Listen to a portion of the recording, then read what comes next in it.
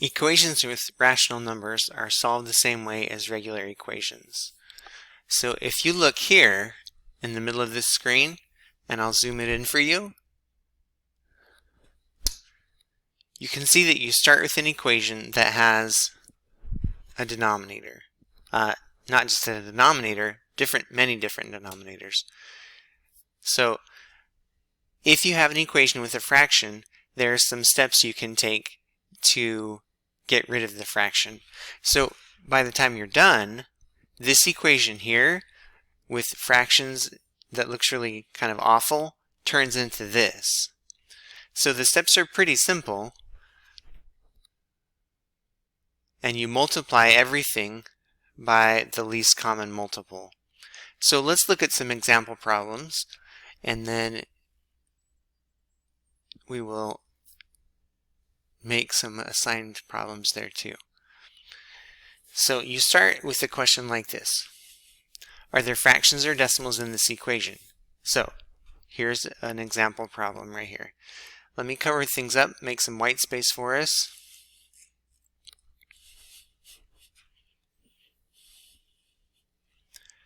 So is there a fraction in problem 4? Yes, there is. Okay, the fraction is 3, and all of those terms have a 3 in the denominator. So the plan is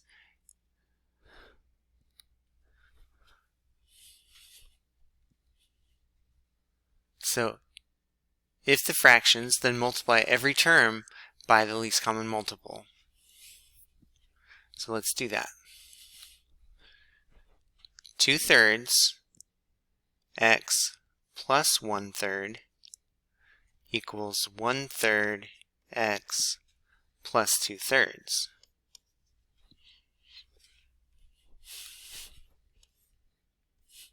So if you multiply every term by 3, you distribute the 3 to everything inside the parentheses. So you get something that looks like this. 2/3 x plus 1/3, but then remember that you're multiplying them by 3. So 3 over 1 times by that, and 3, let's see, 3 over 1 times by that, sorry. Same thing on this side. You have your regular equation, 1/3 x plus 2/3, but then you're multiplying every term by 3. And since you're working with fractions, it becomes 3 over 1. Now you can do a lot of canceling here. These 3's cancel, and you're left with 2x. These 3's cancel, and you're left with 1. These 3's cancel, you're left with 1. These 3's cancel, and you're left with 2. So let's write the equation again, but write it so that you can see. You're left with 2x plus 1 equals x plus 2. Carefully looking here will show you that this equation is exactly the same as the top equation, except that everything has been multiplied by 3, and now you don't have to deal with the fractions. So now solve this. How do we do that? 2x plus 1 equals x plus 2. I'm going to move my variables to the right, move my constant terms to the left, and solve the problem that way. Subtract x on this side and on this side. Subtract 1 on this side and on this side. These x's cancel. These 1's cancel. 2x minus x is x. 2 minus 1 is 1. So x equals 1. Alright, so x equals 1 for that first problem. Let me double check my work. Yeah. Okay, let's do problem 5.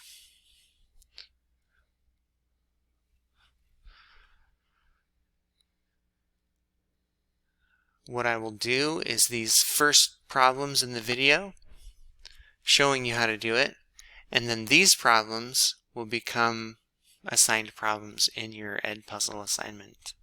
So problem 5, 3/5 n plus 9 over 10 equals negative 1/5 n minus 23 over 10.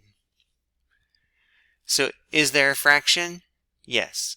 And if there's a fraction, multiply every term by the least common multiple. So the least common multiple here is 10.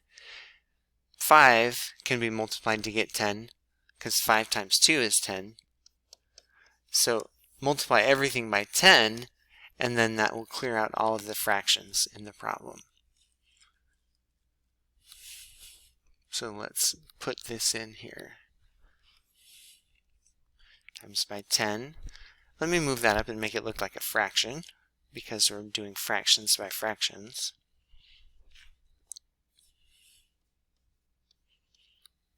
Okay, so now do the cross-canceling for this fraction and this fraction.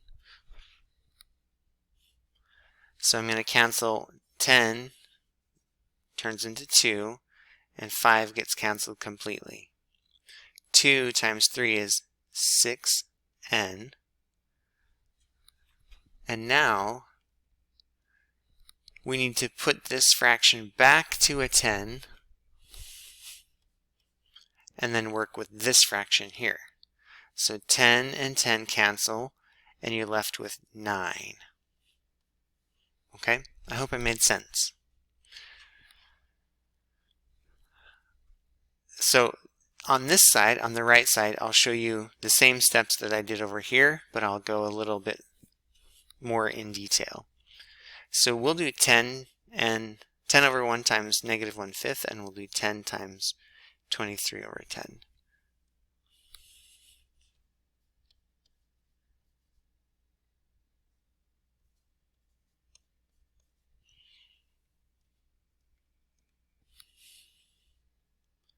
Times 10 over 1 times 10 over 1. Okay, this 10 turns into a 2, that 5 turns into a 1. Then you have 2 times negative 1n, so that's going to be negative 2n. And then these 10s cancel, and you're left with 1 there and 1 there. 1 times 23 is 23, so it's going to be minus 23.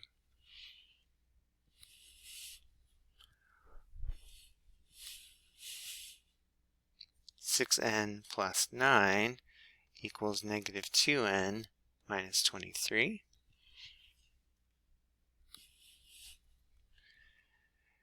Add 2n to both sides. These cancel. Subtract 9 from both sides. These cancel. 8n equals negative 23 minus 9. You're already in the negative land on a number line. You're at negative 23 and you're going 9 that direction. So 23 plus 9 is 32, but it's negative 32. Then divide both sides by 8, and n equals negative 4.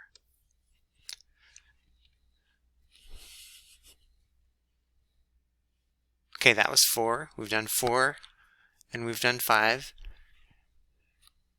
Now let's do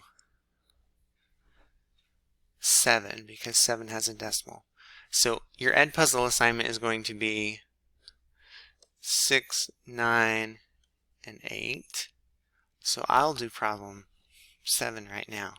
Okay, so go back to your flowchart.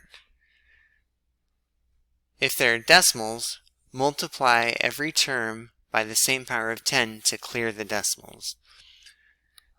This problem has decimals. The 5 is in the 10ths place and the 1 is in the 10ths place.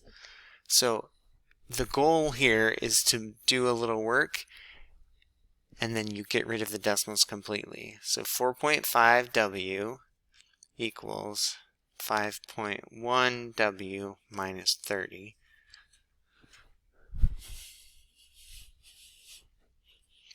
If you multiply everything by 10, then the decimals will go away. So 10 times 4.5 is 45W equals 10 times 5.1 is 51W. 10 times 30 is 300. Do the subtraction there. Okay, let's move our variables to the right side of the equation by subtracting negative 51 on both sides.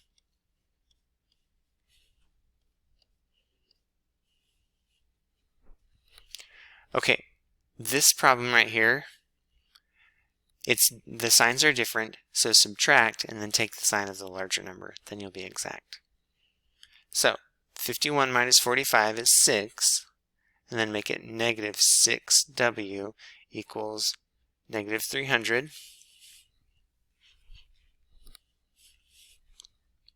Divide by negative 6. W equals 50. Let me double check the work on that one. Yep, that one worked out well. So this is the end for this video. The next video is going to have these problems here.